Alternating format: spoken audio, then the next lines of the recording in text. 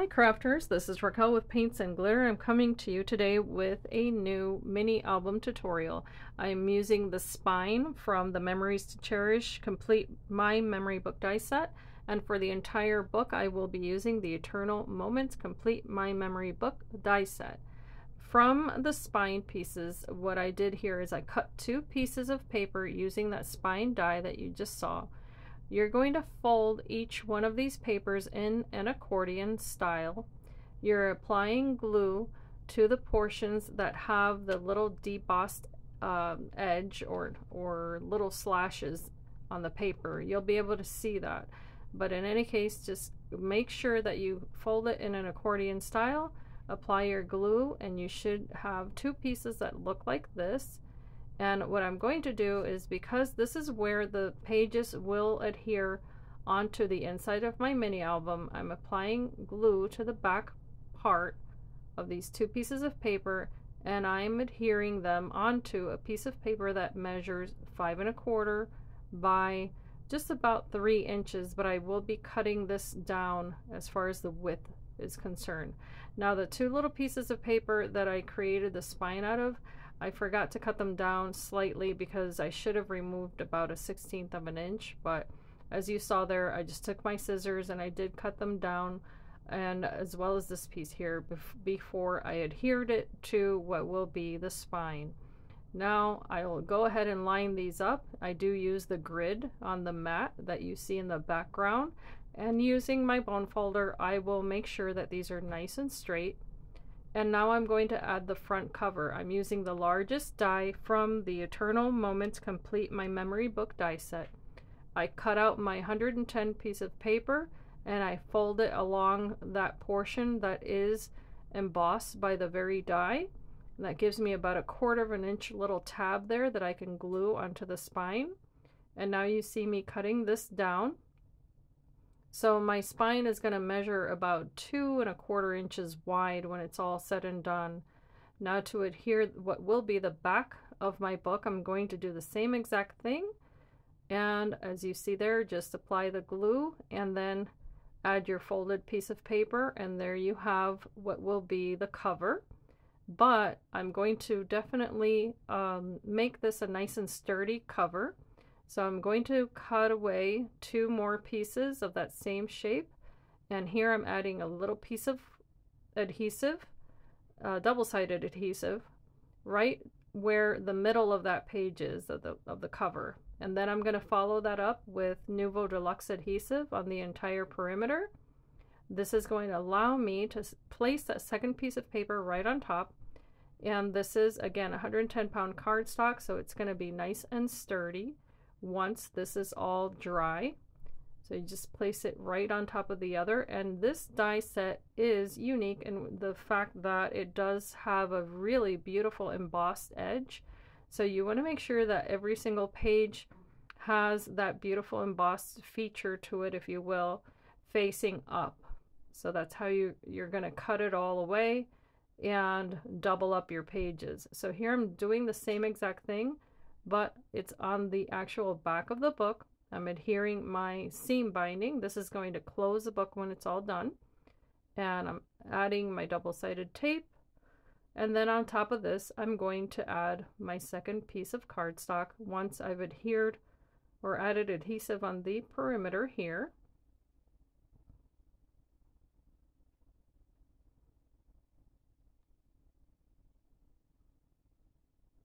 And here's that second piece of cardstock, and all the pretty embossing is facing up or toward me. And then I'm going to use again the bone folder, which I highly recommend you have. And here I'm going to now measure the distance right in the center of that seam binding and cut it in half. Here I was cutting away a tiny little portion of that paper because it was kind of poking out. And I'll do the 45-degree cuts on those little portions also that stick out for my pages. And this paper here that measures 2 1/4 by 5 1/4 is going to double up my spine.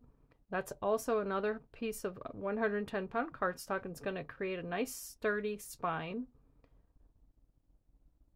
And I'll be able to decorate that as well. Now I'm going to start adding the inner pages. I add my glue on the one edge, and then I fold the hinge toward the page and burnish that, making sure that it measures the equal distance all the way around. And this is going to be the page that's glued onto the back of my very first page. I decided to make it into a pocket page, so as you can see there, I did cut it, and I'm going to adhere the portion that goes on the very top because that's going to be nicely decorated later on. And I'm adding glue on the entire piece of paper here. That's going to be glued right down. It's going to cover the hinge portion, but it's matching the previous page. And here I'm taking a piece of paper that measures just about 3/4 of an inch or so. I'm just going to fold that in half lengthwise, and this is going to help me create my pocket. I'm taking my shaped page, and on one edge I'm adding that piece of paper that's folded in half, and I'm going to cut away the excess there, and then cut also 45-degree angles on the portion that's folded. This is going to create a bit of a gusset. I'm going to add the second portion here on the opposite side, cutting away the excess once again, making sure that the fold faces the outside of the paper, not the inside. And once I remove the excess here, I cut away little pieces on the corners at a 45-degree angle, apply adhesive on the curved edge.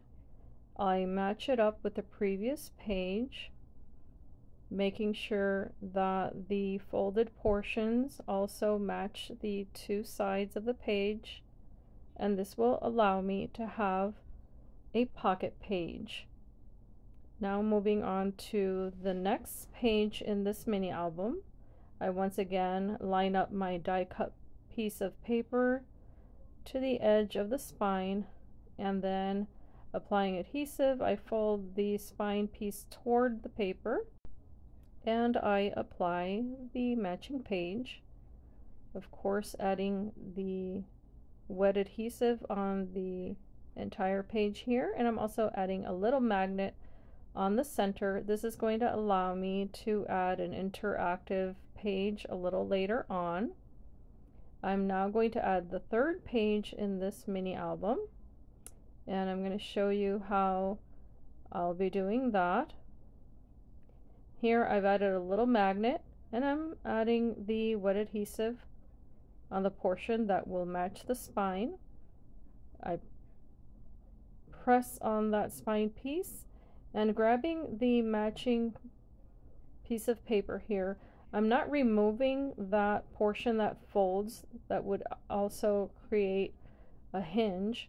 Rather, I'm adding adhesive and adding that to the spine of the book, and as you see there, it's now going to create an opening page that I can open and close using the magnet that I had previously placed. And I'm just going back and forth and making sure that all of my pages can open and close. And I'm going to do this technique one more time, only this time I'm going to face it in the opposite direction. So if you need to see it again, this is the same exact technique.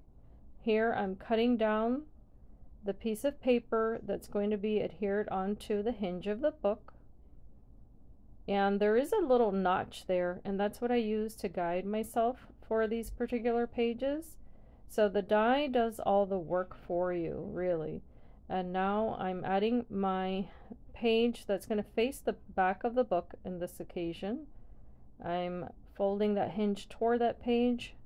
Once I have applied the adhesive, I burnish it really well, and I do also use a rubber eraser to remove any excess glue.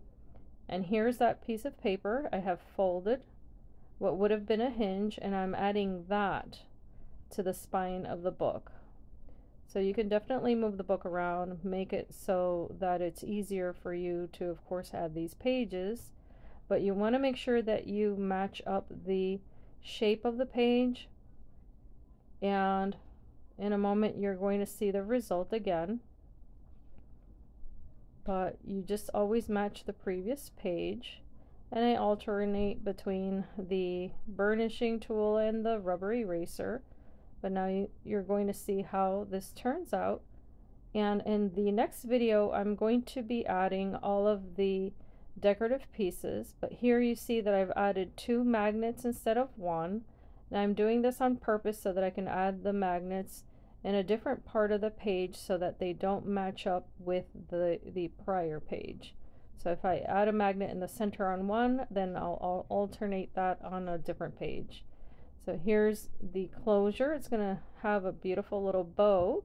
You get to see the exterior portion, and I hope that you do come back to see how I decorate this mini album.